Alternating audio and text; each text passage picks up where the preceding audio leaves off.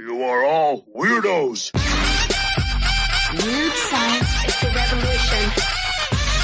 Weird science is the revolution. Hello, all you weirdos. Jim here, and it's time to go through the Marvel comic solicits for July of 2024. I have just done yesterday the DC solicits. People were asking if I would do the solicit show again. I figured, what the heck, and ended up doing the DC one. If you watched it over on YouTube, I apologize for the low-res images. I don't know what happened. Either I uploaded it in a weird sort of resolution, or maybe the DC images that I got straight from DC, maybe they weren't as high-res as I thought they were. I don't know what happened, so I apologize. Hopefully, I won't do that again. And I ended up at the beginning of the DC solicits talking about the whole thing about absolute power, and I'm glad that they set things up and whatnot. And I ended up having somebody arguing with me in the comments that I somehow said that DC doesn't have events and that Marvel stinks, something like that. That's not really what I said. So I'm a little antsy of what I say here, because we are going to be talking a lot about the Blood Hunt. The thing that's different with these things, though, are we're kind of coming into this. Since I haven't been doing a solicit show, we're kind of coming in, a month after the fact. So it's a little different as we go through, because I don't have the setup of those first bunch of issues, but we'll try to make do with that, see what's going on. You can kind of extrapolate the idea of, okay, I think I'll get that book or that. There are a lot of books. There are a lot of these Blood Hunt books. I think that most people that I've talked to, if they're going to get involved, they're going to go with the main book and then pick and choose between, creative teams or characters that they like. But I think that that's what people do a lot of times, especially when you do have so many books involved. But also before that, we're going to end up having some X-Men stuff, because that kind of kicks off in July as well. So a big month for Marvel in July. And how I do this is slightly different from DC, only because Marvel tries to keep it quiet of when these books come out. So we'll be talking about the title, the creative team, the solicit price, that sort of thing, but not really the day that it comes out. But here we go, starting with X-Men #1, Jed MacKay writing, Ryan Stegman on art and cover. It does say From the Ashes. Don't love that. I've said that in videos, and I ended up talking about a bunch of the announcements for the X-Men books. I will link to those. I'll have some links in the description as well if you want to check that out. But it says, Krakoa is gone, Orcus has fallen, but the X-Men remain always. Cyclops leads because that is what he does. Beast builds because that is what he does. And from their new home in Alaska, the X-Men raise a flag of defiance. Should say because that's what they do, but they don't say that. Mutant business is their business. Join Cyclops, Beast, Magneto, Psylocke, Kid Omega, Temper, Magic, and Juggernaut as new forces in the world move into position, battling for the destiny and philosophy of the mutant species. It is $5.99, so you're going to pay $6 for that baby. I saw a lot of people, they do like the team enough. I mean, everybody has their favorite characters and things like that. And again, when we go through stuff like this, I'll have my little comments or whatnot, but I am looking forward to it. And I always look forward to any new #1, hoping that even if it's something that I don't think I'm interested in, that I am actually pleasantly surprised. But I like Jed MacKay, not as much as some people, but I love Ryan Stegman. And I've seen some of the art that he's been sharing on Twitter, or X, if you will, and I thought it looked pretty cool.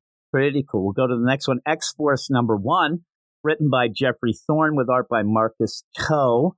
A New Path Forged. I'm worried about this. I hope that Jeffrey Thorne, ends up being able to write a good, cool book. But I did not like his recent Green Lantern run.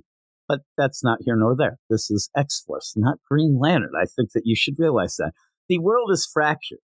Forge uses his powers of invention to devise the only fix, an all-new, all-different X-Force. I said this when I talked about it in the video. Don't use all-new, all-different. That triggers people. Forge leads a custom-made handpicked team of mutants. Rachel Summers, Betsy Braddock, Sage, Surge, and an introducing Tank, or reintroducing Tank, it should say, was in the Reary book, the Ironheart book by Eve Ewing. In off the book's mission so dire, so integral to the fate of the Marvel Universe, there's no time to stop for permission. As Forge detects increasing threats across the planet, he will recruit a specialist for each target. First up, the regenerating degenerate Deadpool, but here for an X-Force like you've never seen before. Stick around to see who joins, who lives, who dies, and uncover the mystery of Forge's discovery. Again, $6. It's 40 pages, but this whole thing, again, I saw some people immediately saying, oh, this is the Rachel Betsy Braddock book. I did see people calling it X-Forge, which I thought was cool.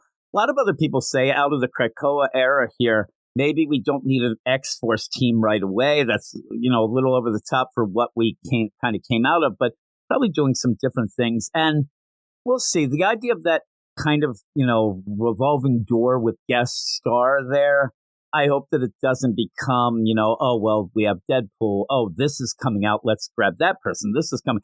I hope that it organically works. And again, people did also point out when this announcement came, most of the covers really make it look like Deadpool is the big thing, not just a guest star. But we'll see how that goes. We'll go to next up, NYX, Nyx, #1, Colin Kelly Jackson Lansing on writing duties and Francisco Mortarino on art. This one's only $4.99, and it's a good play. This is a tough sell. The actual NYX book that it's coming out of, kind of I'm not even going to say a cult classic. It's a something, right? I ended up reading it after this announcement. It's different.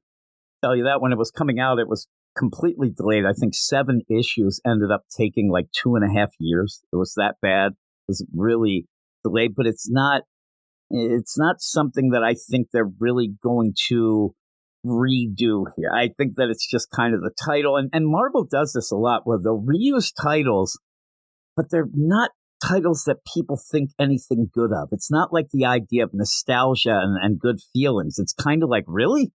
They're doing that again? So we'll see. We'll see how it is, but I don't think it's going to have anything really to do with that first run or even the second run. I think this is just going to be its own wacky little thing. Most people guessing that this will probably be 5 or 6 issues, and then we'll be told in the retro deal that it was always a miniseries. Marvel likes to do that. This isn't a book about X-Men, it says. This is a book about mutants living past the end of their world and into a new beginning. This is Miss Marvel embracing her mutant life in the neon streets of the Lower East Side. This is a Null trying to keep his head above water. This is Wolverine in the shadows of Bushwick. Hopefully, as I said before, Bushwick Bill shows up. And it's also Laura, not Logan. So just to let you know, they don't really point that out. Protecting her own, I guess that kind of spells it out there. This is Prodigy, writing history, and maybe songs like Firestarter, as it happens, and Sophie Cuckoo finding her own way. It could be interesting. It just, again, this is one of those books that when you get a big announcement, a new run of a line, you have this new X-Men stuff, I think most people can think, I have other things that maybe you would have wanted to have before NYX. That's the only thing. I think the real big play is that the idea of why this early, why right away are we getting this book? Maybe at this point, don't have anything else but the big books, coming. But it's one of those things. Tom Brevoort said that they're going to have a ton of books, just like they always do, because that is what the bean counters want. It was nice that he said that. I mean, he legitimately said that. It was weird. It was refreshing that he actually came out and said it, but it was also kind of annoying that that's what the case may be. But the news reports are bleak. The streets feel dangerous. There's something lurking underground. Oh my, evil coming from every direction, but they're determined to make it. This is Mutant Community. This is Mutant Pride. This is NYX. And Colin Kelly and Jackson Lansing, if you are fans of theirs, fine. But this seems like it's a book that might need a more subtle touch than what I've seen from them. I believe that they will probably channel some other writer. Maybe it'll be Grant Morrison this time, and but it won't be quite that, and it'll be heavy-handed. But we'll see. Again, we'll wait. Well, I want to make sure I don't really go so over the top with things that I get yelled at in the comments. I'm sick of getting yelled at. Phoenix #1, Stephanie Phillips writing, Alessandro Miracolo on art. Life, fire, power, possibility, Phoenix is the tagline. Kind of a long tagline. Should have been rising from the ashes. Just saying, rising from the ashes. It's you'll get it. She is Jean Grey. She is Phoenix. She saves the world. She brings death. One woman alone in space, who not only must do what no one else can, she yearns to, right? A desperate SOS from Nova brings the Phoenix to the edge of a black hole where hundreds of lives hang in the balance. Whatever Jean does or fails to do will bring darkness to the universe and haunt her in ways she can scarcely imagine. Some people were joking, saying, when is this cosmic Ghost Rider going to show up? The one that she ended up kind of, putting an end to the fun in my mind. And that was kind of her cosmic book, and it was cosmically not good. And so I hope that this is a little better, but I do like the idea that Phoenix is kind of away from, say, Scott and everything else. So you have Jean in space with Nova. Could be cool. Again, I think that this is another book that will end up just being a mini series, and we'll be told that it always was. But it is $4.99. Next is a book that people, when they first heard this, they shook their head and this seems ridiculous. And then, Jonathan Hickman's on it. Okay, I'll give it a shot. A lot of people told me that. It's Aliens versus Avengers #1, one of 4. Jonathan Hickman writing, Asad Arabic on art and cover. Aliens and Avengers face off. They even have the movie Face Off involved. I don't think they do, but that'd be kind of neat, right? You have Nick Cage and John Travolta going around. It's all led to this. Xenomorphs reach Earth. The perfect organism meets a planet of superhumans. Who will be the first to fall? Legendary collaborators Jonathan Hickman and Asad Arabic cut loose in this 4-part epic, unmissable for Marvel and Alien fans alike. I'm a fan of one of those. It's not Alien. Alien, it's one of those things. I like the first 2 movies, but overall, it's kind of a boring franchise to me. I know that Alien fans will probably lose their mind, but for somebody who, has to struggle to pay attention to things, sometimes it's a little slow moving. Right, a little bit slow pace. $7.99 it is, and oh my, $8 for that. That's crazy. Next is a team up book. I would say that this is because there is a movie, and again, we already talked about Deadpool being in the X-Force because of that. But this is where I think you're going to get, some cool things for people who want to get a little of the movie action deal. Deadpool and Wolverine World War III, #3 of 3. It's Joe Kelly writing, Adam Hubert on art and cover. Wade and Logan's all-out war concludes. I actually am looking forward to this book. I think that this will be one of those, kind of just fun, action-packed things, Pee-wee. I think that'll be pretty cool. World War III has emerged. Wolverine is tested beyond his limits. Deadpool is ...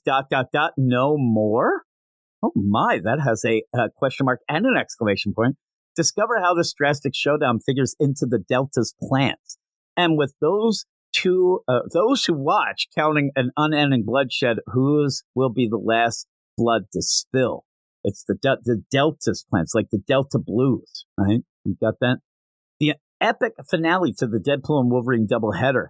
That'll be the talk of the summer. Oh my God, it's so good that they'll even keep talking about it in August. And it's $4.99. I am looking forward to that. I think that that's going to be pretty much balls to the wall action and pretty fun. Next one, Deadpool #4, Cody Ziegler writing, Roger Antonio on art. I didn't like the first issue. A lot of people did, and that's great. It's great that they liked it. I don't like a lot of things that people like, and they don't like a lot of things I do like. So that's how this whole cookie crumbles. It's the facts of life. It is the good, the bad. It's the facts of life. And so I'm hoping that the second issue gets me on board, but kind of like last week, I ended up, talking with some people about the Spectacular Spider-Man book. You get to a point where you're like, yeah, this isn't for me. And I kind of thought that in that first issue of Deadpool. It didn't even make me chuckle once. I was looking for jokes. Couldn't find them, but people said they were there. Just couldn't find them. I had a magnifying glass out. I had my Sherlock Holmes hat on. I couldn't find crap. Deadpool versus Death Grip. I just like the idea of Death Grip, but I don't know. The showdown you've been waiting for. Halfway. But first, a training montage for Deadpool's newest recruit. All right, there you go. $3.99. Short and sweet, just like me, but not Cody Ziegler. He's a tough fellow, I think. Wolverine Deep Cut, #1 of 4. This is something that I'm interested in. Chris Claremont writing. I think you've heard of him. Edgar Salazar on art. I believe he might be the fellow who's doing the Marjorie Knights book, and I like the look of that. And you have Out of the Outback on a life and death mission. At last, Logan's secret adventure revealed, featuring a sinister revelation and claw-to-claw confrontations with Sabretooth. This is a must-have Wolverine story for new and long-standing fans alike that simply cannot be missed. Can't be missed. Back in Uncanny X-Men number 246, you remember, Logan set off from the Australian outback, mate, leaving behind what was left of the X-Men and maybe some shrimp on the barbie for a personal mission. I won't do that anymore. It's annoying me. Now, after decades of mystery, Chris Claremont reveals just what Wolverine got up to before his classic battle with the Reavers. The next Chris Claremont pen mutant saga begins with the untold story of Wolverine's most personal of missions. And it's $3.99. I think most people should pick that up. I would say my favorite things from Australia would be Rosé from Blackpink. That's number one. You got In Excess and AC/DC. I'd say they're tied for two. And then maybe you see that I'm very musical based here in my selections. But I also kind of like the Dreadnoughts, aren't they? Aren't they from the Outback? They talk like it sometimes. The end. But yeah, $3.99. I think that's pretty cool. The next one, and the last of what seems to be Wolverine-based deals before we head into the whole deal of the Blood Hunt, is something that I didn't know this was coming. I think it's pretty cool. If you have been listening to the things that I end up doing on YouTube or our podcast, you'll probably know that I had a long-going feud with Jim Zub. Jim Zub didn't know about it, but I did. Jim Zub ended up offending somebody that I was involved with, and I kind of, stuck up for them. The feud was on, but then Jim Zub recently found out about this and was wondering what the heck happened because he didn't understand, and then went back and looked, saw what had happened, and realized, yeah, he kind of did come off as a bit of a jerk and apologized. And I took the apology, and I'm glad I did because I love his Wolverine book. Not Wolverine, Conan the Barbarian. This is a Wolverine book. But yeah, if this is half as good as his Conan book, we'll be in for a treat. And it's continuing the life story concept of the books where we ended up having the really good Chip Zdarsky Spider-Man life story. Then I believe we ended up having the Mark Russell kind of deal of that. Not a big Mark Russell fan, but now we'll get Jim Zub on Life of Wolverine. This is number one. It's written by Jim Zub. Ramon F. Box on art. And it says Logan's life story in chronological order for the first time ever. Wolverine has been mind-wiped, manipulated, and given false memories so many times he can't even count. What is the truth of his long life? Now, as a journey into his own past becomes paramount to the survival of mutant kind, delve into the true story of Logan's life from his earliest days in the late 1800s to the many wars he's fought alongside comrades like Captain America and Sabretooth to the Weapon X procedure that changed his life forever. His days on, now I shifted this thing, why would I do that? His days on the X-Men and more, all in continuity. This includes some adventures and links to the past never before revealed, giving the most complete picture of Wolverine's history ever assembled in print for the first time. $4.99. Pretty good. It's a one-shot. So we're not going to get full deal. I think that the concept of it doesn't work as well if it wasn't, a one shot, if it was a 5-issue, because, he kind of has that healing factor. I guess you could just pretty much center on the fact of everybody dying that he knows around him through the years and things like that. I think that that's a cool idea for a one shot to do all that. Pretty cool. So I'll be checking that out. But that's it for some of it. They bookend in this, the Blood Hunt stuff. You're going to end up where you're going to have some solicits like we just did, X-Men stuff, whatever. And then at the end, we're going to get non-Blood Hunt books. But, sit down, stretch a little. It's like, I don't think this is the 7th inning stretch because we haven't been doing it enough yet. I'd say this is the 3rd inning stretch, but it is the Blood Hunt stretch. So take a little stretch and we're going to hit here with the Blood Hunt solicits. And the Blood Hunt solicits start out not with Blood Hunt itself, but with Dracula Blood Hunt number 3 of 3. Written by Denny Lore, Vincenzo Caratu on art. What cannot be done is what must be done, is what it says. All right. Not a big Danny Lore fan myself. I probably will check this out. I tried to, check things out, I guess. But Brielle Brooks, a.k.a. Bloodline, is a character that should maybe be cool, but hasn't been so cool. The vampire scourge continues to ravage Earth as the blood hunt rages on, and Dracula must move to assert his place in the hierarchy of the night. That is, if he can conceive or convince, he's already conceived, convince Brielle Brooks, a.k.a. Bloodline, to bend to his will. And Hierarchy of the Night, I believe, was a song by Shalimar back in the day. Unfortunately, she's a teenage girl, and convincing her of anything will take every resource the immortal Lord of Vampires has at his disposal. I could just imagine Dracula's like, teenagers, you know what I mean. $3.99 is what that is, in one of the worst Dracula impersonations ever. Teenagers, you know what I mean. Yes. Midnight Sun's Blood Hunt, number 3 of 3 is next. This is a book that I will be getting and reading and probably reviewing on here and on the podcast. And maybe just downtown, just yelling through a megaphone. I don't know. Midnight Sun's Blood Hunt, number 3 of 3. Brian Hill writing. This is the idea that this week, as I'm recording this, we end the Blade book at number 10 to then be able to get a Brian Hill Blade-esque book at a new number 1 as Midnight Sun's Blood Hunt. I probably would have put Blade somewhere in there in the title, because for the most part, when you hear a vampire story at Marvel, you immediately are like, oh, what's Blade doing? What's Blade up to? And it might be hard for some people to find him. But again, it's Brian Hill writing, Hermone Peralta, not Jake, on art. The truth behind Blade. With the Midnight Suns now mostly banded together, a showdown is imminent.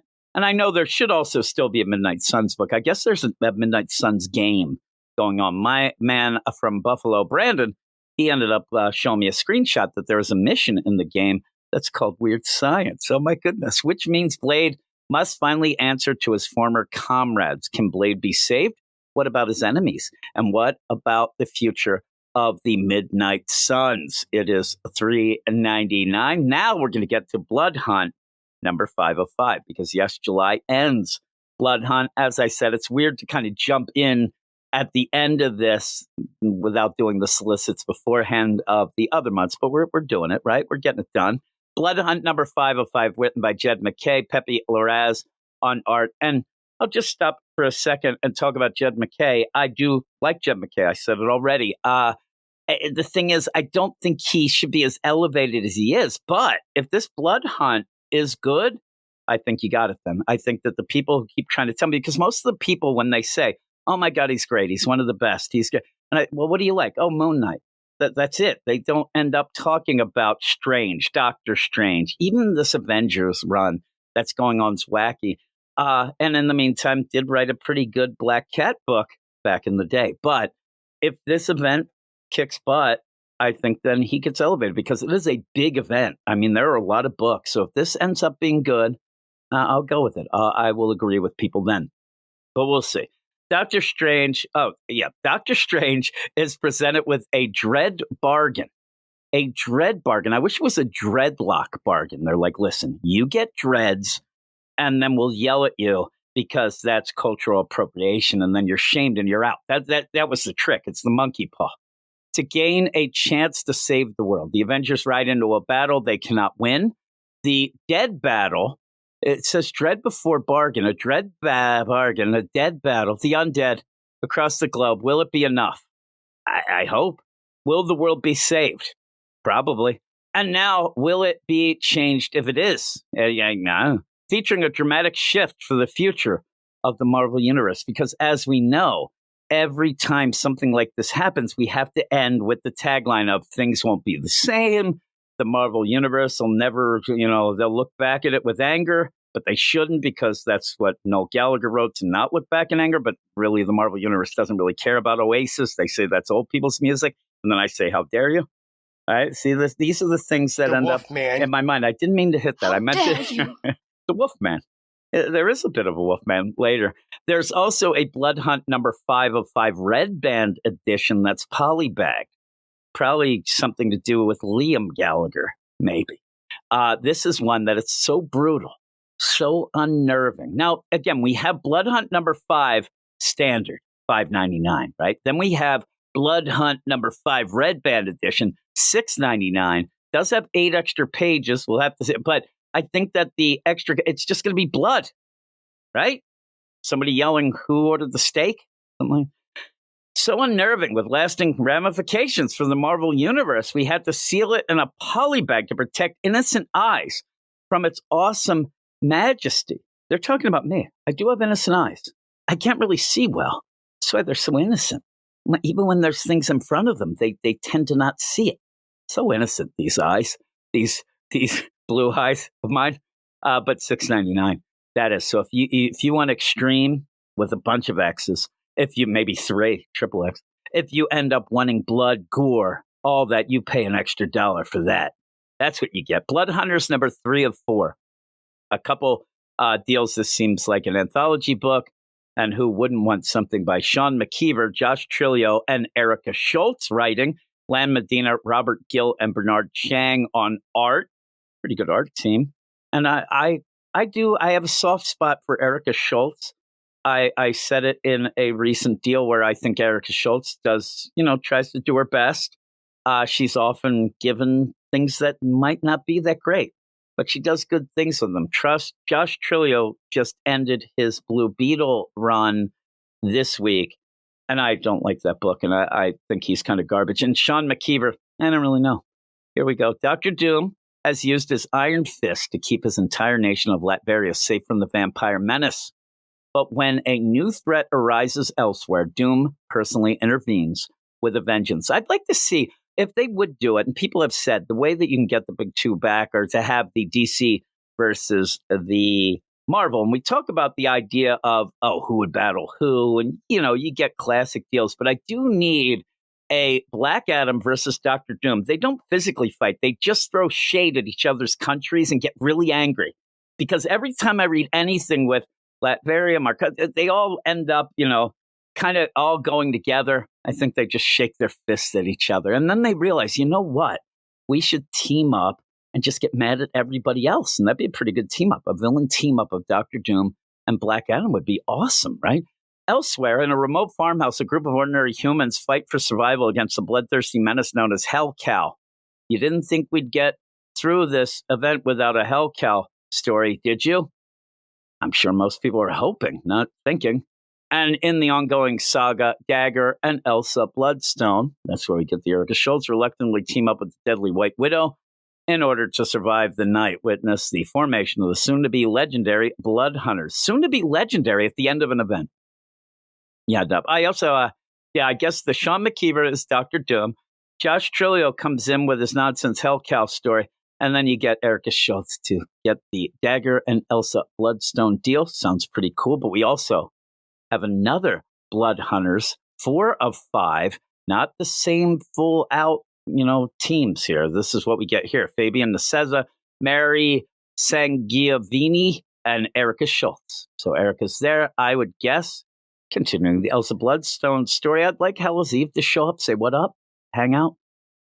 Patrick Zurcher, Giada Belviso, and Bernard Chang on art.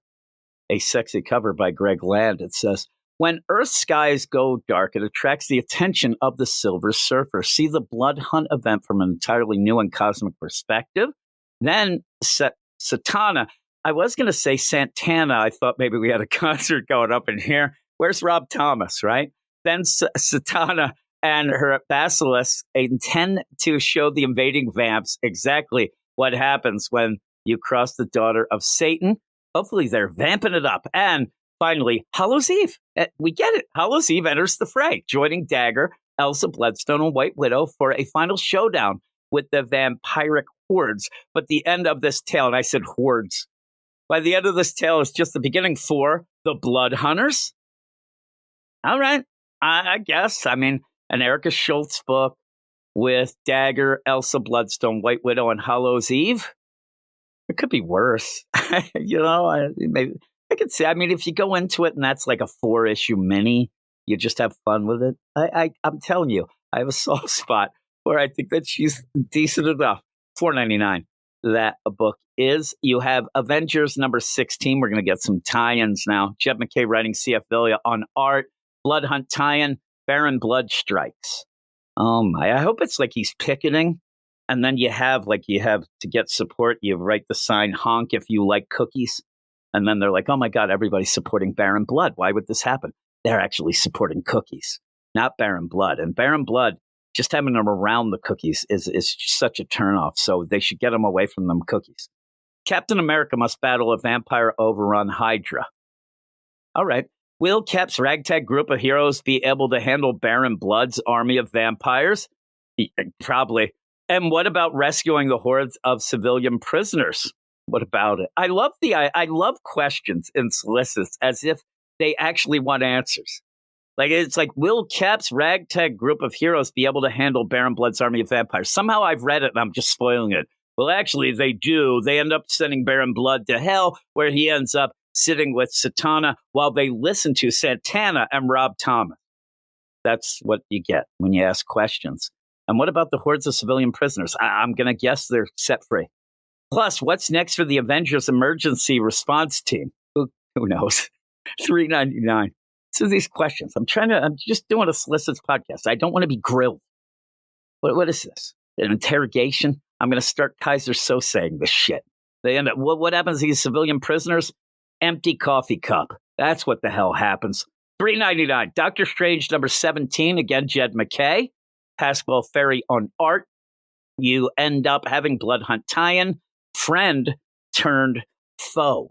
As the Blood Hunt tie-in rumbles towards its blood-chilling conclusion, Wong must stalk the monsters that his closest friend has become. Oh no, Doctor Strange, what happened? Is this those dreadlocks he got? I told him. Even if he can overcome the beast, can Wong bring himself to put down Stephen Strange? A question that I think the answer is no. Is there anyone the Agent of Wand can't turn to, or has the Sanctorum become a killing jar? I'd say maybe killing field is what I would go with. Maybe as I say that, I hear a little Rage Against the Machine in the background. It's funny, as I'm saying all this, you're really getting a look at, what music is of my time. It's like all this mid-90s stuff just comes pouring out. $3.99. I got to get back to talking more Blackpink. Vengeance of the Moon Knight number 7. Guess who's writing it? Jed McKay. Alessandro Capuccio on art, so it's going to look damn good. Blood Hunt tie-in, Midnight Mission Impossible. I get it. Hunter's Moon, Tiger, and Reese, not Rosé from Blackpink. See, this is how you do it, people.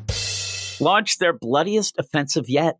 The clock is ticking. The odds are against them, and the vampiric stakes have never been higher. Who ordered the steak? I should have that sound effect going. I'm going to have to pull that up. But will they succeed? Again, grilling me, I think yes. The entire Earth's future just might depend on it. And that is $4.99 as I try to use a little smoke and mirrors delay while I get my sound effect here. But I don't know. I was actually thinking maybe we'd get a little more info on the Shroud, but I think he might check out at this point, which then makes it odd to even have him introduced as the new, Moon Knight. Maybe he's hanging with the Hood. They're on his whatever vehicle he's commandeered, and then they can end up doing that, right? The Hood, the Shroud, oh my, is what I think it is, right? Right? Do you think so? I'm asking you a question just like the Solicits, Ems.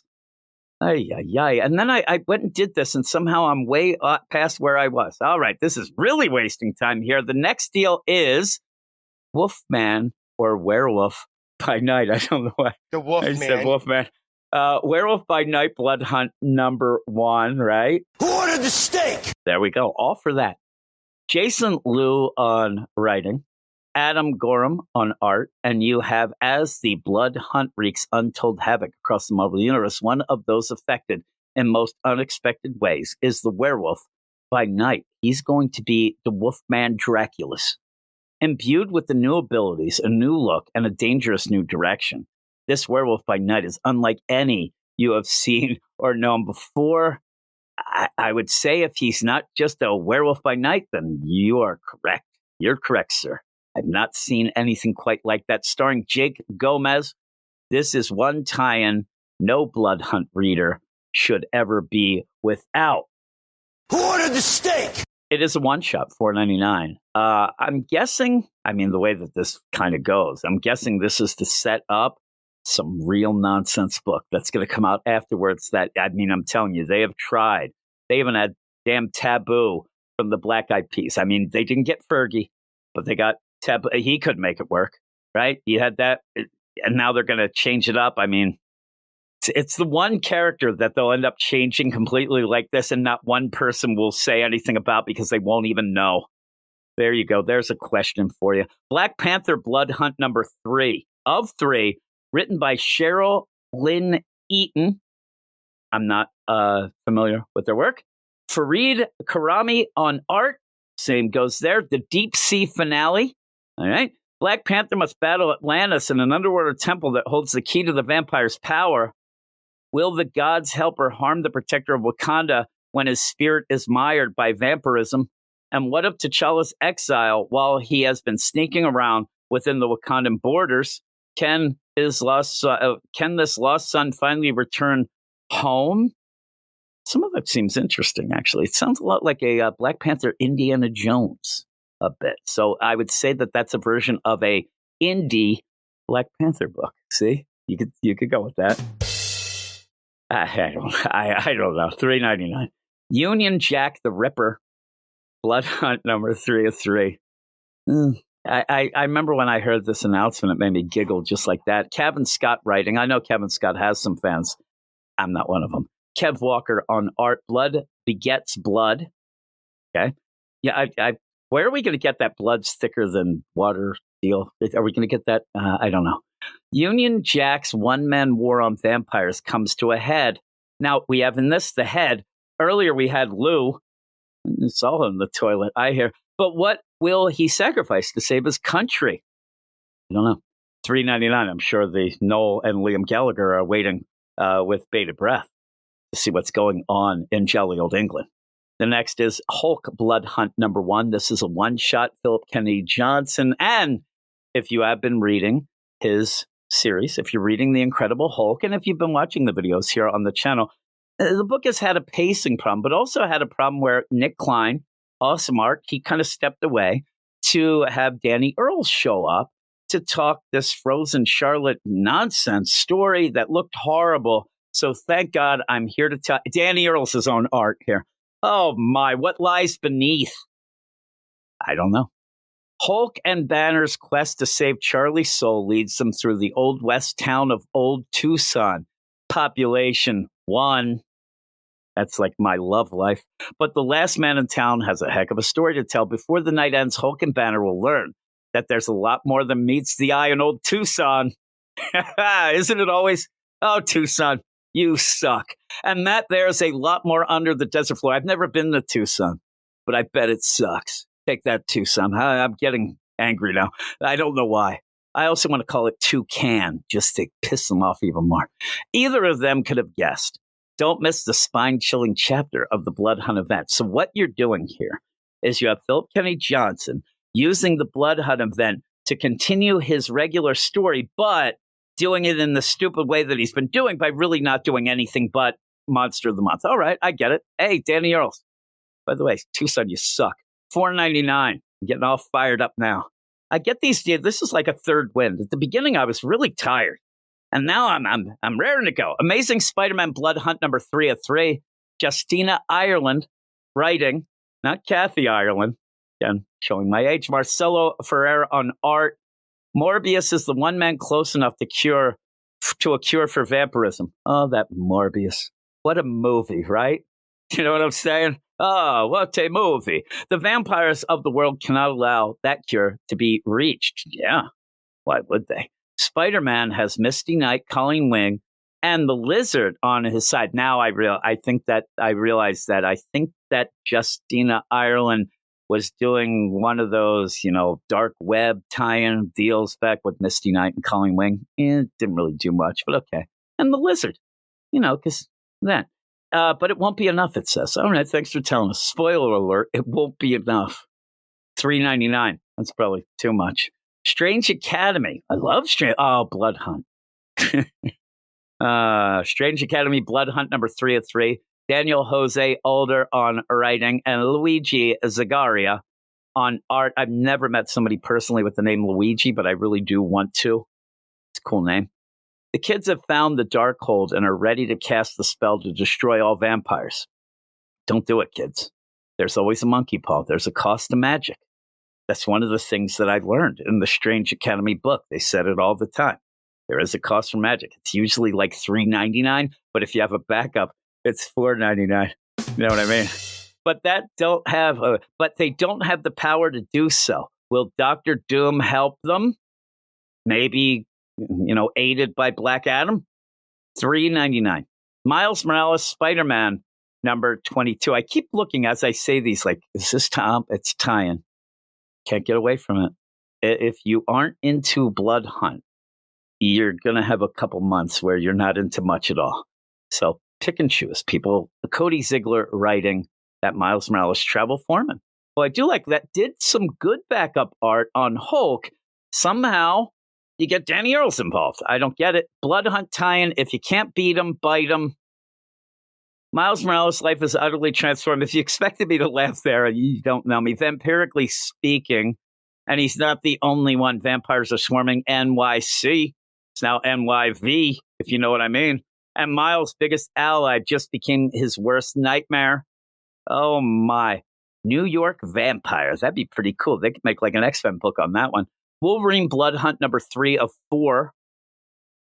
Tom Waltz on writing. Juan Jose Arip on art. Into Deep by Phil Collins. Wolverine and Night Guard have made it to the heart of the vampire base, but if they can fight through the aquatic Aqueous of vampires, should be like Aqueous Vampirios. What untold horrors await in the caverns above? And what about below? Tom Waltz's debut Marvel series continues as he and Juan Jose Arip bring Logan on his long journey into the darkness against old friends, new enemies, yada yada. $3.99. I don't know who Tom Waltz is. Somebody will have to tell me. I thought it was Tom Waits at first, but it's not. Guess what? We get another one. Wolverine Blood Hunt, number 4 of 4. Suddenly I'm crashing again. It's a roller coaster ride of me. Tom Waltz writing, Juan Jose Arip again on art. Wolverine, Lord of the Vampires? Look at that happen. He has a healing factor, please. Maybe the vampiric deal doesn't end.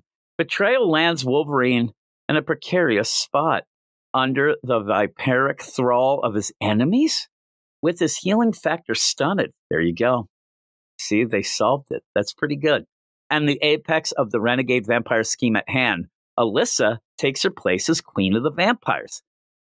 There's a vampire movie of sorts within Alyssa Milano that, with Logan as her king.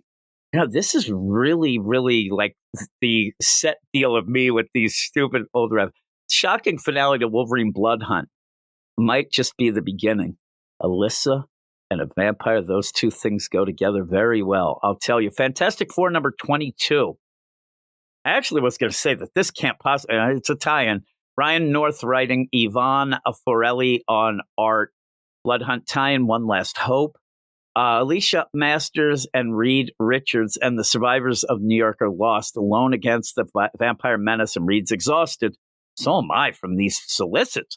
But they still need to survive and avoid being turned into undead blood parasites, because who wants that? Reed has one last desperate hope, and it's not guaranteed to work. But there is at least a chance if he can survive long enough to test it. I'll just give you a little peek into things. I don't even know what I just read. I hope that it made sense, because I was like, did I read the beginning? This conclusion of our Blood Hunt tie-in ends in a twist that you will not want to miss. Plus, part 3 of Deadpool Wolverine Weapon Extraction. Just there. $3.99.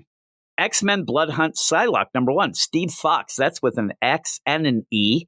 He's writing, and Lin Yoshi on art. I like that. Variant cover by Peach Momoko. Just saying. Ninja versus Vampire. After serving on the front lines in the war against Orcus, Quanon is enjoying some much-deserved downtime with her new lover, Grey Crow. Just like her yelling like, oh, Grey Crow. Oh, my God, give it to me, Grey Crow. But when darkness falls across Japan, Psylocke will wield her psionic blade against blood-sucking creatures of legend and faces and foes unlike any she's ever seen before. All new villain emerges in the mayhem of Blood Hunt. One shot, $3.99. Oh, great crow. Oh, great. Oh, great crow. Is that like Mr. Crow? It's one word. Why would I think that? X-Men Blood Hunt, Laura Kinney, the Wolverine, #1.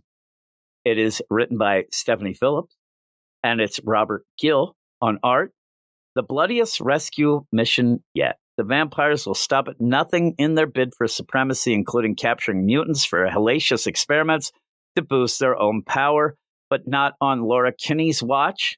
The Wolverine slices a swath through the vamps, but when she encounters the truth behind their machinations, one unlikely ally proved to be more than she bargained for. I see it's arcade, right? No, it's chance. I don't think so either. I was just thinking the idea with Laura or even Logan, it would be a cool idea where the vampires kind of go, and I'm sure this has to have happened with that if they take Wolverine's blood, they could be the Daywalkers because of the healing factor. Pretty cool. I'm sure they've done. That seems like something that had to have been done. Black Widow Venomous, #1, written by Erica Schultz, Luciano Vecchio on art. The Widow's bite is venomous.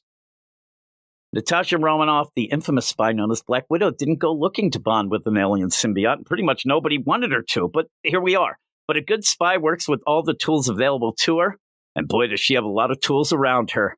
I'm looking at you, Bucky. And when one of the most powerful and versatile weapons in the universe lands in her lap, you take it. Now she just needs to figure out how to work with a weapon with its own drives and desires, redefining Widow's relationship with her symbiote and setting the stage for her appearance in Venom War, one shot, $4.99. I have not met anybody yet who likes the idea of Black Widow with a symbiote. I'm still waiting. You have her in that, Black Widow freaking Hawkeye book that, all the kids are talking about nowadays. They love it. Namor, #1 of 8, Jason Aaron writing. Paul Davidson and Alex Linz on art. This is the Solicit. I had a video on this, and they end it with such a thud. I get to giggle again. Last king of Atlantis. War rages beneath the waves from the lost cities of the secret seas to the fathomless depths where the elder whales reign. 7 kings, old and new, fight to rule the watery realm. I should have music playing in the background for this. But where is Namor, the once mighty sub/mariner? He's sitting behind bars on the surface with none. I wish he was just sitting at the bar thinking, what the hell am I getting myself into with this Solicit? With no intention of ever setting foot in the seas again. So begins an oversized Atlantean event that will forever reshape the landscape of the underworld world, where the undersea world, while at last laying bare the dark history of Atlantis and its fiercest, most infamous defender. See how he does it there? An epic that will redefine the King of the Seas in the manner of Jason Aaron's his Punisher series. Yeah, $4.99. People, when they heard that, are like, oh, why'd you remind us? Why did you remind us of that? Next is Daredevil, #11. And guess what? We are done. We're with that Namor, even I didn't even realize it. It took me a bit. We are out of the blood hunts. We're out of blood hunts. We're going forward. We're going even the idea of the Black Widows. Right? We're out. Daredevil #11 is written by Saladin Ahmed with Aaron Cooter on art. Dead on target. Beset by the most vicious foes they've ever known, the Daredevils, Matt Murdock and Elektra Natchios, are on their last legs. Everything they fought for together and apart has led to this, and now the stage literally stands set for a brutal and barbaric finish. Sounds like an ending. $4.99. Oh, my. Daredevil, Woman Without Fear, #1 of 4. Erica Schultz writing. Coming up big this month. Michael Dowling on art. Spinning out of Daredevil #11, which we just heard about. After the stunning events of Daredevil #11, stunning, Daredevil's allies are left more vulnerable than ever before. Not when they were in hell.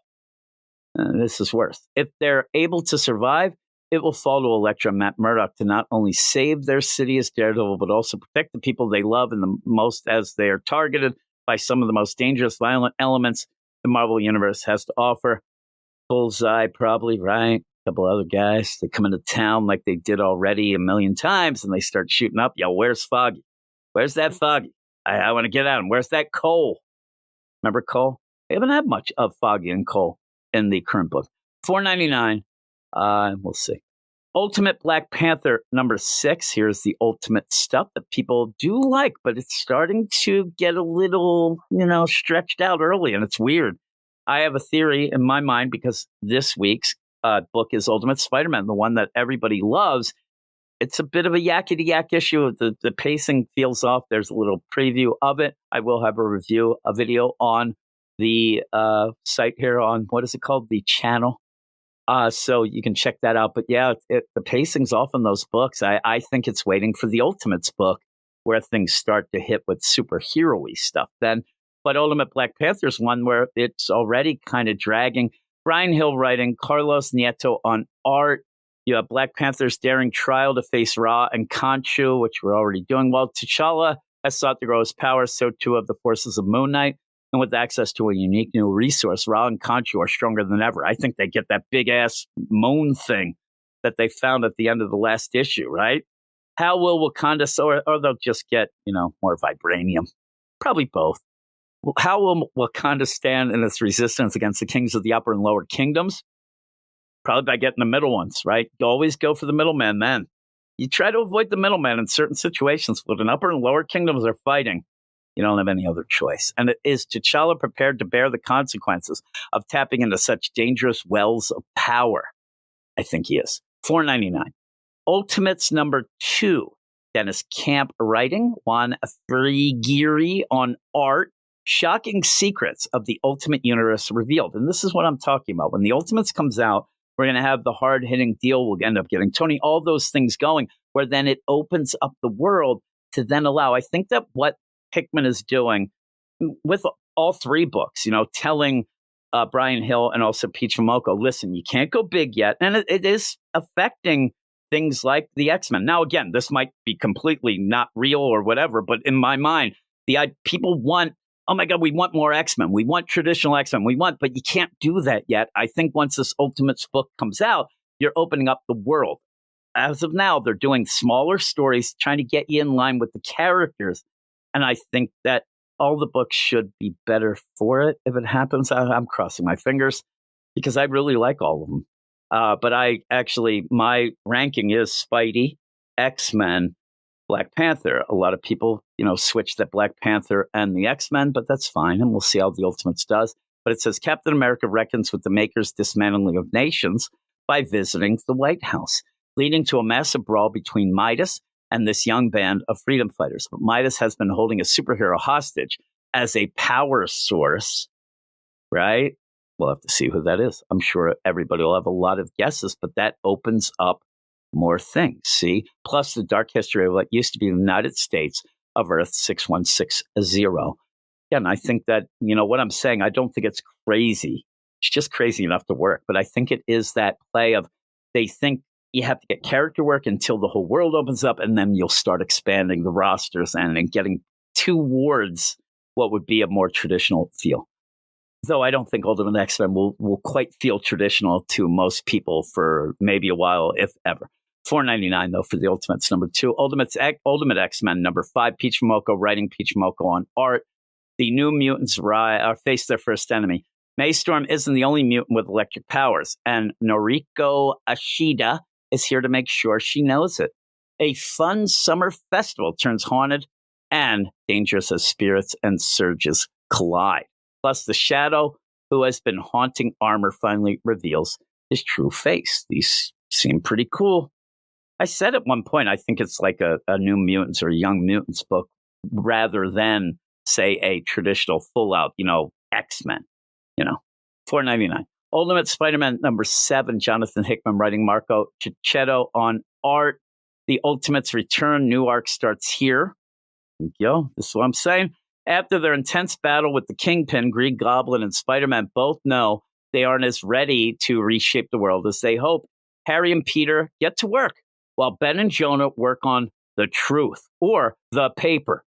And problems for their resistance arise when the Ultimates return. The paper, remember that.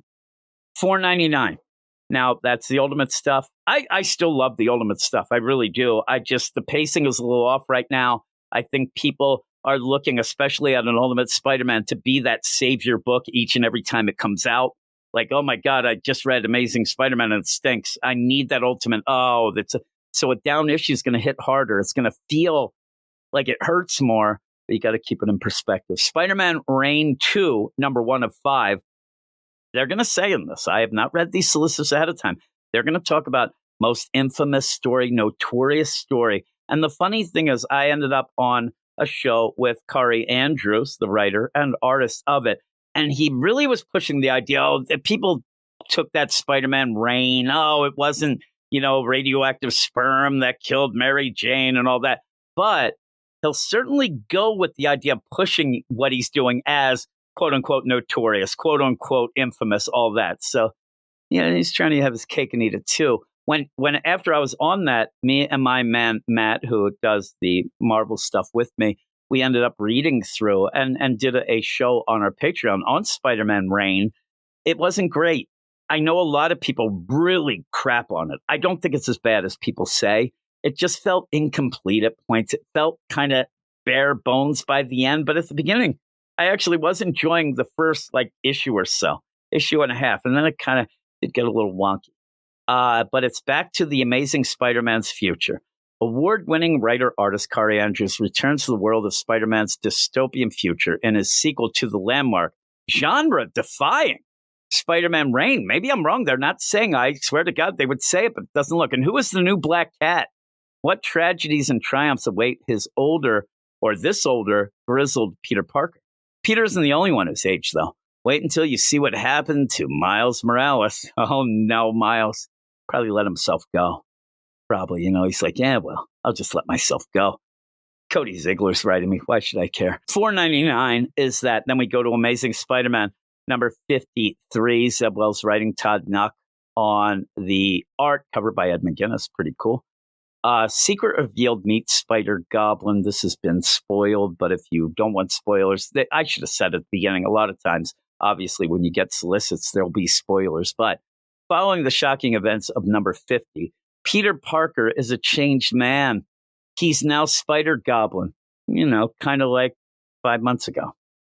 The most dangerous superhuman in the world, and his chaos is deadly. And hopefully, I wish next it said, and he's got a target on Paul. That'd be great. Meanwhile, who will stop Norman Osborn? I think it might be Spider-Goblin. $4.99, that is. And we get another. Amazing Spider-Man, number 54. Written by Zeb Wells and Ed McGuinness on art and cover. I do like the Ed McGuinness art, so that means we're probably going to have Sinister Six, and I don't know. Going against, I'm not even going to spoil it because it's this week. What do you see? The mind-blazing conclusion of Easy being green. The Sinister Six will try to fight, but they should have run. Who can possibly put a stop to Peter Parker's spree of mayhem and destruction? Hint, no one. $4.99. I'm not going to try. Spider-Gwen, the Ghost Spider, number 3. Stephanie Phillips writing. Frederica Mancini, I would say, but it's Mancin. Maybe that's right. It seems weird. Art. Yeah. Gwen versus Gwen. Gwen has had a hard time figuring out who she can trust in her new life in the 616, or convincing anyone to trust her. All of which is about to get a whole lot worse as a classic Spider foe sets about making everyone see her as a villain. Plus, part 4 of Deadpool Wolverine Weapon Extraction. Keep getting that. I didn't know anything about it. $3.99. Then we get a book that I do not like, and I've kind of butted heads with some people in a nice way. And I wish I could remember his name. Me and him were kind of, I thought we were arguing. He wasn't being as argumentative maybe as I was, but also as I thought he was. But he likes, everybody can like whatever book. And that's the thing. I even said at one point, I mean, there's 8 million Spider books out. I mean, just grab whatever. If you like that one, not having a lot of people grabbing, like you don't have to rip the Amazing Spider-Man out of anybody's hands. That thing is up for grabs. If you want that, you can have it. Greg Wiseman writing, Humberto Ramos, who I do love on art. Peter Parker versus Miles Morales. No holds barred. Each trying to take the other out, probably quipping and yelling their regulars at that stupid coffee shop. What could have pitted them against each other so viciously? Probably they got the order mixed up. Old Kinney he ended up with like, oh, here, this is your iced latte. Miles, he's like, what? I wouldn't eat this or drink this lame drink, but that's mine. He gets all mad, right? Who has the skills to pull that off? What effect will? And the L's are both capitalized. Now we're getting to the things that drive me nuts about the collateral damage have. What effect will the collateral damage have? $3.99. Spider-Woman number 9. Steve Fox, XE. Rating, Ig Guerrera. On art, I like that first name. Pretty cool. Jess learns the truth about these new champions. Still dealing with that? Of the assembly and whose side they're really on. Now, it's a Spider-Woman's deal. It has to be Hydra. That's all that ever comes up. But the shocking reveals keep piling up, and the return of someone who we thought was dead. $3.99. I'd love to hear. Is anybody reading Spider-Woman? I like the character. I like Jess, but boy, that book didn't do much for me. Symbiote Spider-Man 2099 505. That's the end of the Peter David book, written by Peter David, of course, Roger Antonio on art. And the idea of this book came out as confused a couple of people, I think, because when things pop up, people, oh man, why don't they get Peter David on that? Why don't they get him on this? Peter David's in bad shape. Unfortunately, he had a bunch of medical problems, strokes and heart attacks. And he did have a GoFundMe, and maybe I'll even put a link in this because I do think that we need to support Peter David. He's great. But if you do end up and you get updates from his wife with his progress, and it's up and down, it's not great. He's rehabbing to try to get back to just living a normal life at this point where he can't really, concentrate on anything but that. And I don't know I hope you can it makes me sad because I really, really enjoy his stuff that he's doing like this. But, I hope that he can just get back to leading an unassisted, life, that he could do some normal things. And then if that happens, then it'd be awesome if he could come back and write. But I think it's a real uphill battle right now for him, which is a shame. Miguel O'Hara, and as I was saying, I think the Symbiote Spider-Man was already done, and that's why they're putting it out. Miguel O'Hara is completely out of control. The symbiote is taking over. Kron Stone, a.k.a. Venom 2099, has pushed them both over the edge. Is Miguel willing to trade the lives of his friend and family? The years of good he did as Spider-Man, all for unrivaled power.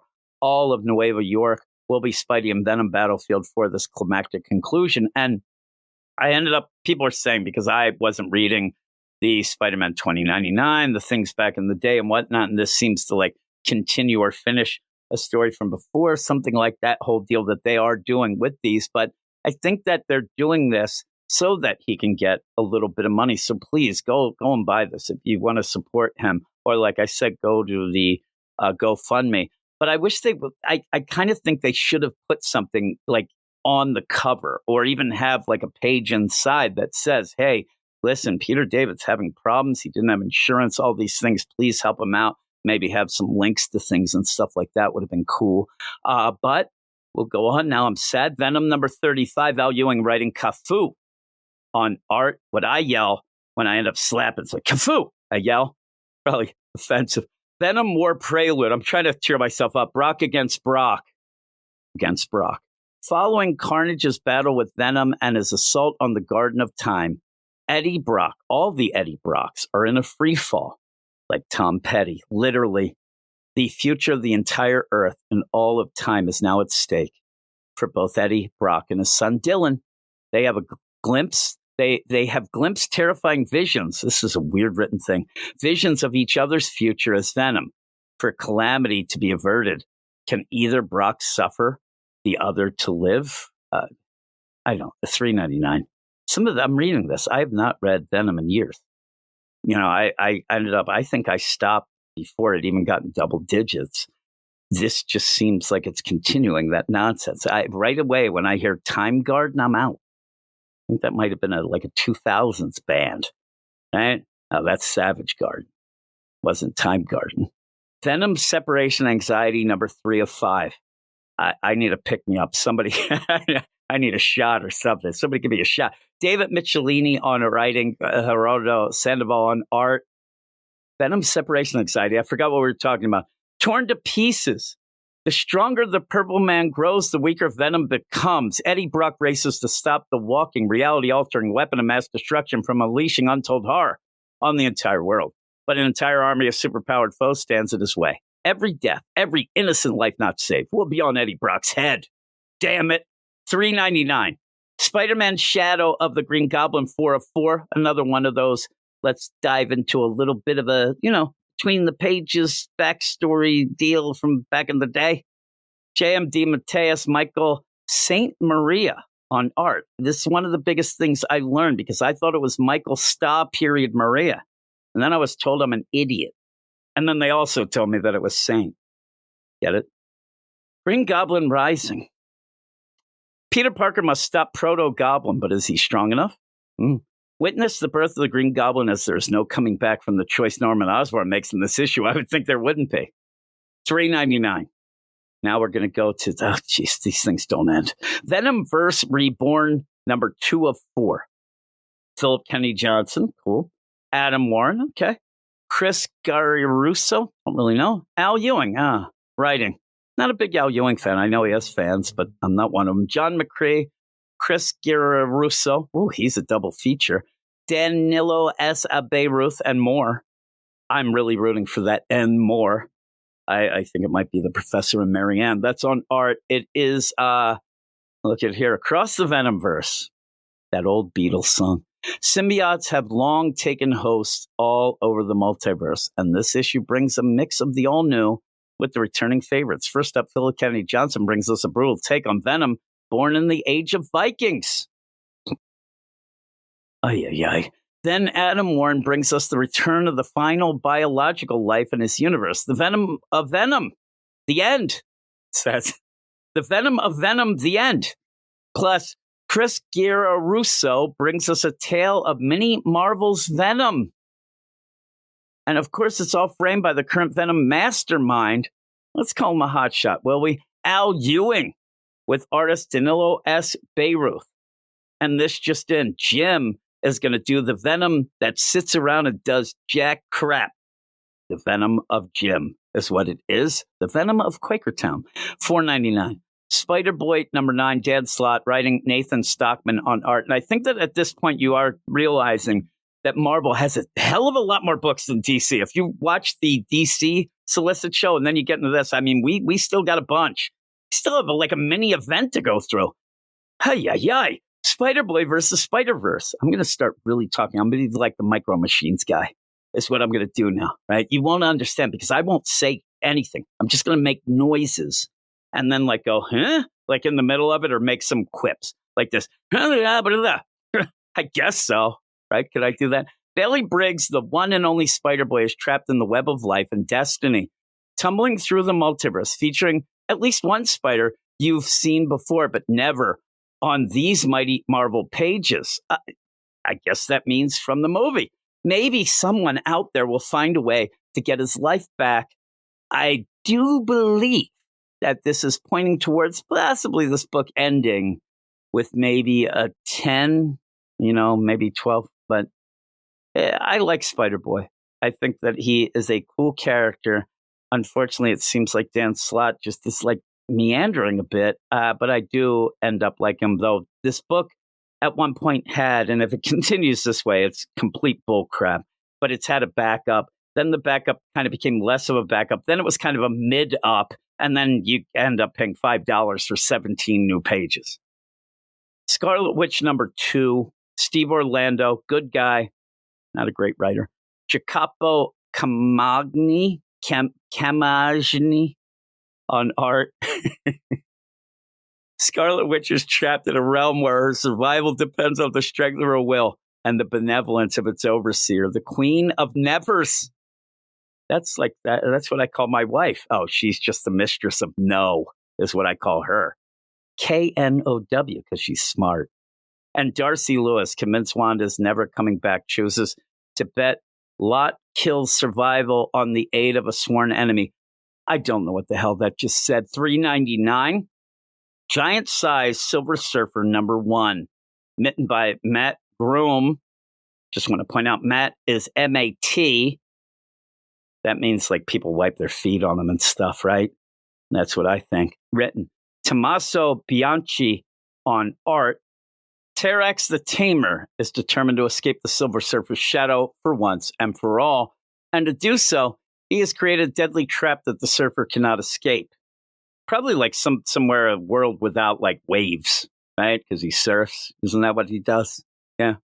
But in the midst of Terrax's brutal campaign, I know what Silver Surfer. I say these things as a joke, and somehow after all this nonsense, somebody be like, "You actually don't understand the Silver Surfer? Let me tell you. Let me tell you all about it." To destroy the Surfer's reputation. You know, like he's always yelling, "Cowabunga, dude." See, I keep going with it. Can the Surfer maybe find a way to save Terrax himself? I mean, we can only hope.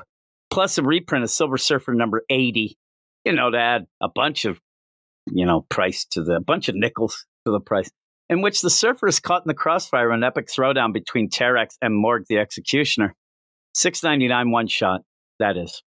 48 pages, but we know that 20 of them, at least 1920, are that, reprint. So there you go. It would be nice. I guess they can't do it, but it would be nice. Like, hey, everybody, you want to be kind of ripped off and get that back? Because we'll also give you the actual just story that's new as its own thing and charge you $2.99. I mean, be wacky with it like that. X-Men Heir of the Apocalypse, 3 of 4, Steve Fox with an XE, writing. Also, I just want to point out, too, I don't trust anybody who spells their name M-A-T, and that's Matt. I don't like it. What have you done? I think that what it is, hard times hit and they sold that T to somebody. Next is a kidney. The T goes first. Dot your T's here. X-Men Heir of Apocalypse, 3 of 4, Steve Fox writing, Nitho Diaz on art. Warren Worthington III long ago, and at a great cost, made peace with the seed of death, that apocalypse planet within him. But as the contest to choose an heir rages on, Archangels takes to fight the apocalypse himself to make sure no one else suffers at the hands of En Sabah Nor. This feels like that whole, hey, who's going to be the next Phoenix? And then at the end, they're like, yeah, that kind of sucked. Echo, you're not it anymore. Not it. Ended up taking it. That's what this feels like, right? X-Men Heir of Apocalypse number 4 of 4. I think this one feels like that as well. Steve Fox, XE, writing. Nitho Diaz on art. The survivors of Apocalypse deadly trials confront the final test as their past, present, and future converge. When the dust settles, only one will remain to safeguard mutantkinds' destiny by all or any means possible. Only one will become the heir of Apocalypse. And boy, things will never be the same until they are. $3.99. I guess $3.99 for something that sounds so epic is pretty good. Now we get to Annihilation 2099. I think it's weekly. Very weekly. Annihilation 2099, number 1 of 5, Steve Orlando. Good guy. Wish he was a better writer. Ibram Roberson on art. Who is the last Nova? A remote town on a remote world is devastated by a ravenous and possibly remote, unforgiving null set, KNULL, that is. A gang of raiders, maybe led by, Len Matusak, possibly, Lyle Alzano, I don't know. And thieves obsessed with offering all life up to the darkness, right? Yeah. But that all changes when a stranger comes to town, a stranger from the stars who answers to his own code and possibly his own nickname because he's sus. Nobody should give their own nickname, but I want you to call me Jimmy August right now. The last survivor of Xandar, the last Nova. Who is the last Nova and what great tragedy does he carry on his back? Maybe like acne or something. That's tough. Is he the inheritor of the Nova Corps or its destroyer? Or possibly both. $4.99. Annihilation 2099 2 of 5. Steve Orlando. Jose Luis. A Wakandan tech goddess. Star-Lord guards the solar systems of 2099. But she faces a villain like no other. Quasar, the living star. Born to a fallen star. Oh man, it's talking about Vanilla Ice. Raised on planet Wakanda, Star-Lord risks her life to save a world against a sun gone mad. That's SUN. I know about suns going mad every single day. $3.99. Annihilation. See, I'm going through the Annihilation 2099. 3 of 5. Steve Orlando. Pete Woods on art. Rage of the Red Hulk, explorer Ross Romero's. I'm telling you right now, I thought that said Riley Rossimo. I started almost having a heart attack. Team ends up mining Ego, the living planet. Did anybody ever hey, you got your hands on my egos? They said, what makes Ross transform into an all-new Red Hulk whose cosmic strength and hyperspace jumps are fueled by the power of Primordial? And is the new Red Hulk's power enough to defeat Terex, the planet hunter? $3.99? Anybody buying it? Annihilation, $20.99, 4 to 5. Steve Orlando with Ario Anindito on art. I love that they're just random one-shots with other artists because that'll get you going. A Faustian pact to shake the stars and maybe their butt cheeks. His life cut short, Mephisto offers Jonah Marlowe a deal.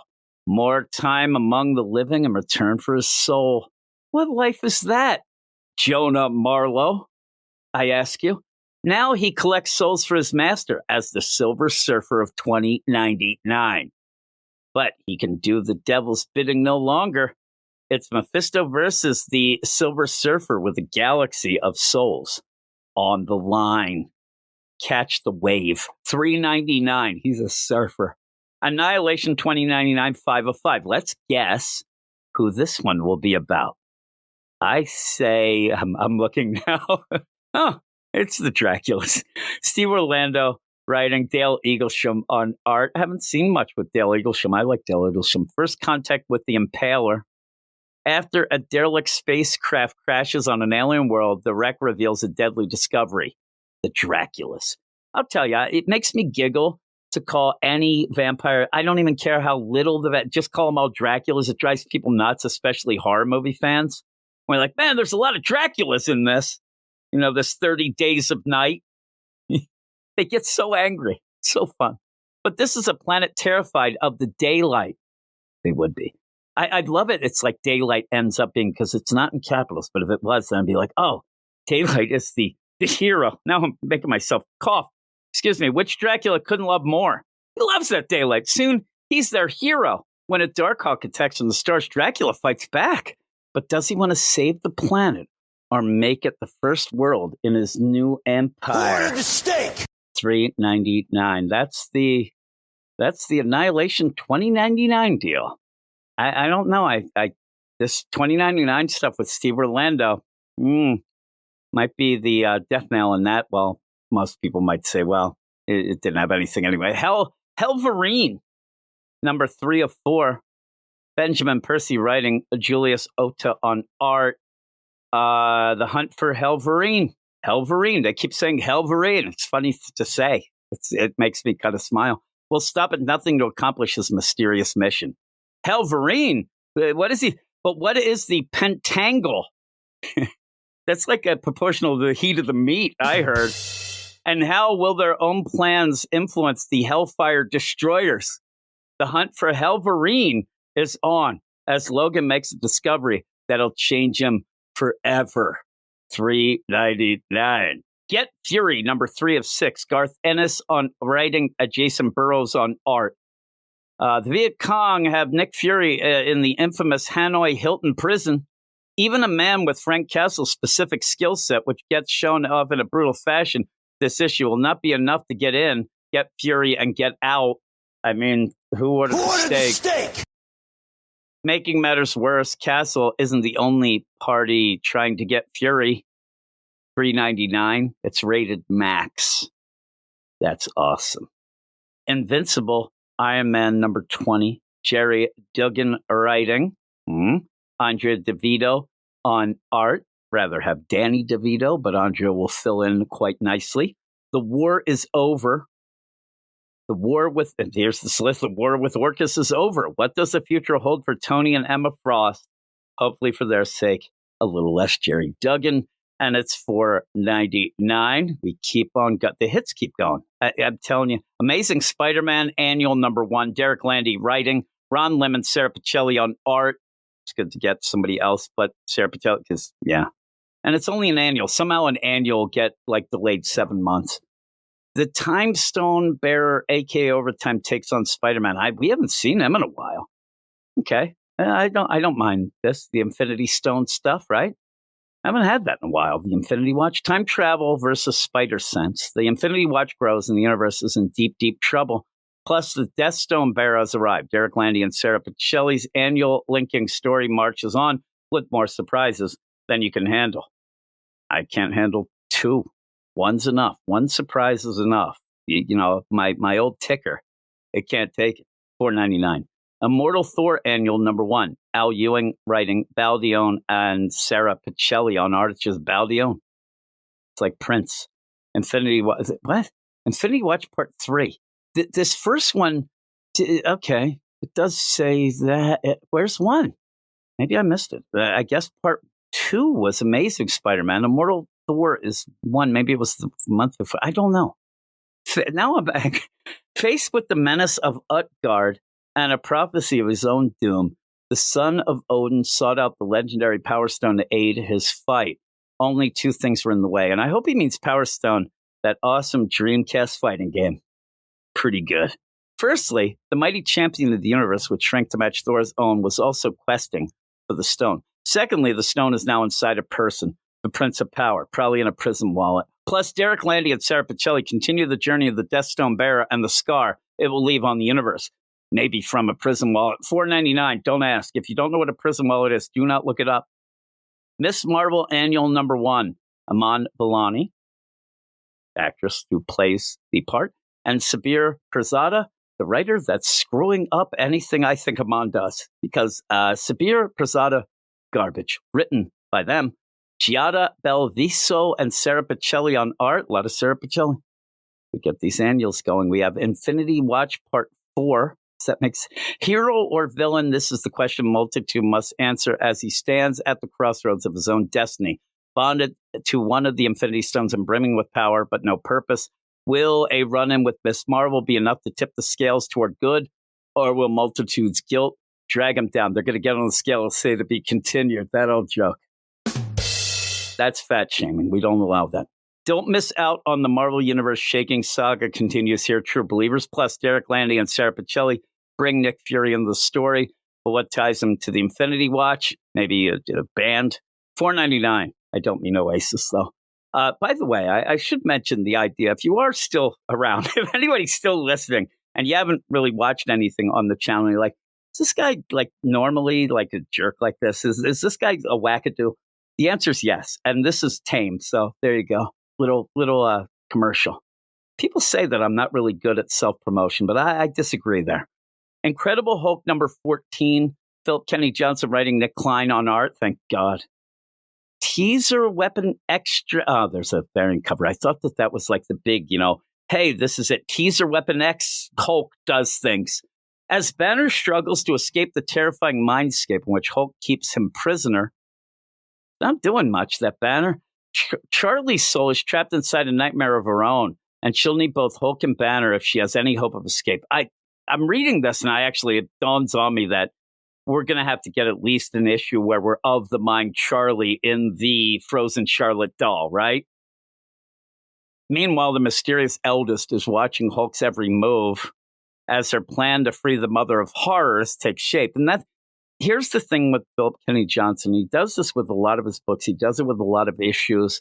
I feel like he's doing it on the Word Journal book, the Jon Stewart book at DC right now, and did it on his other things, even his good things. He gets things a little convoluted. You end up where you're like, okay, well, Eldest is the big, oh, wait, Eldest isn't the big, Eldest is just trying to get the Mother of Horrors, which we don't really know. But in the meantime, we're going to jump into dolls and do crazy of the mind stuff. Just focus. You got to get, a villain should have one name, a big name. If it's a nickname that people, then you go with it. This Frozen Charlotte had like 7 names that got all come. So you can't really tell people. And you need to have a book that there's an easy elevator pitch to say, the Hulk is doing this. This book, he's kind of going around. He's fighting these, somewhat cool, maybe monsters each month. But then there's this lady, the eldest, and then there's this mother of this. And most people that I talk to, and I even do it a bunch of times, don't even say the Mother of Horrors. It's the Mother of Monsters because we've never done anything with it. This book needs, because I want Philip Kenny Johnson to keep writing. I like Philip Kenny Johnson's writing. I like his dialogue. I like the stories and some of the imagination that he has. He just needs to be reeled in because his pacing is just awful, awful. He needs to tighten up the ship. Please, let's get to this. And this is why I'm not mad when I'm talking about other things that I care about this, because I do like Philip Kennedy Johnson. I like the Hulk. And I think he could do a good job on it. He just doesn't seem to want to get to it.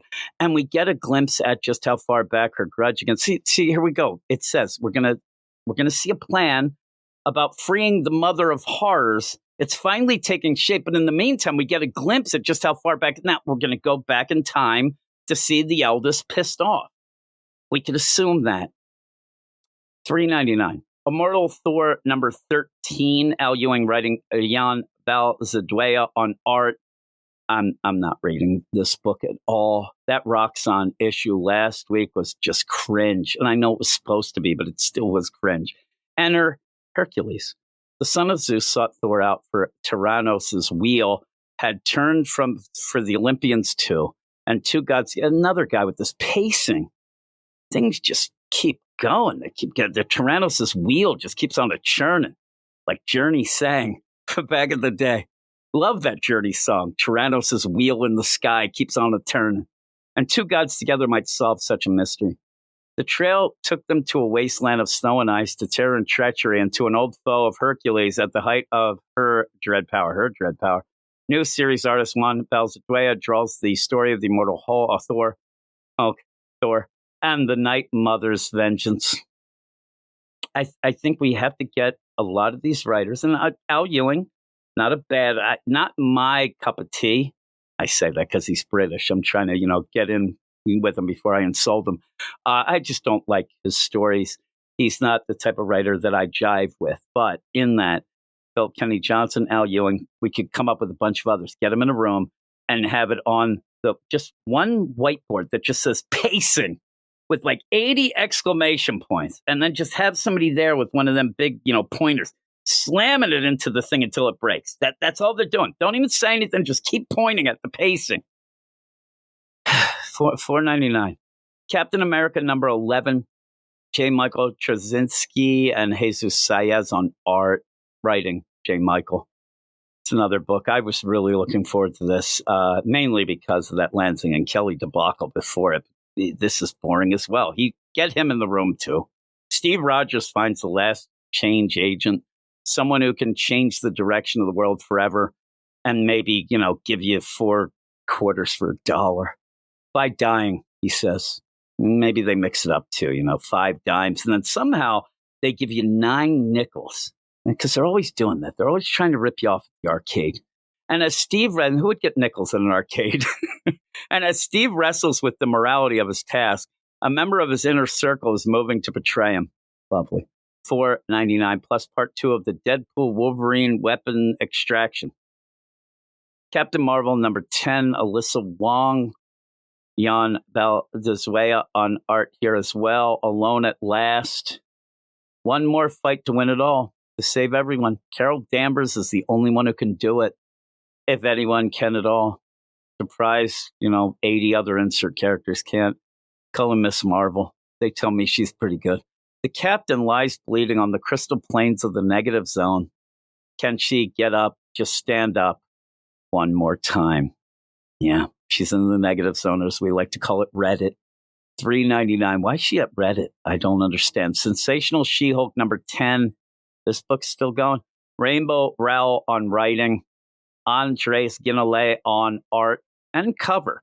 I like when it says AC because Andres is cool as a cucumber. What is the fate of She-Hulk and the Jack of Hearts? Can you tell?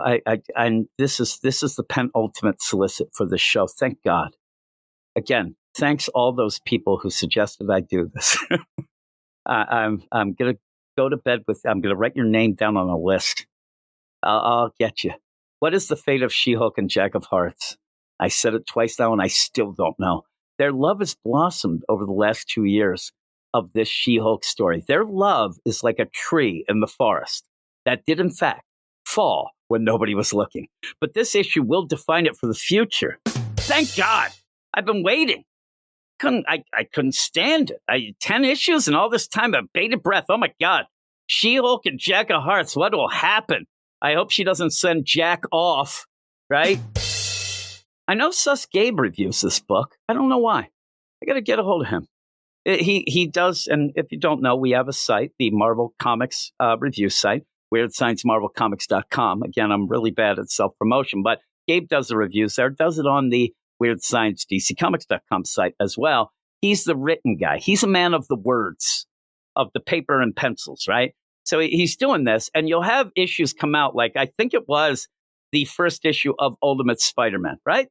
Kind of a kind of big issue. And he's like, yeah, I don't think I'm going to review that. There's too many Spider books. I'm like, oh, that one you're not doing, but you're doing She-Hulk? Ay. Ghost Rider Final Vengeance #5. But Gabe does do a good job. Sus job, but a good job, and puts a lot of effort into it. A lot more than me. I don't do the written reviews anymore. I actually said at one point, when I hit a written review number 5,000, I'm done with. I kind of changed it up to 3,000, but I do have 3,000. That's me with a backdoor, like pat myself on the back. 3,000 some, and change. Probably from that change guy from before, from that cap thing, changing it up. 9 nickels.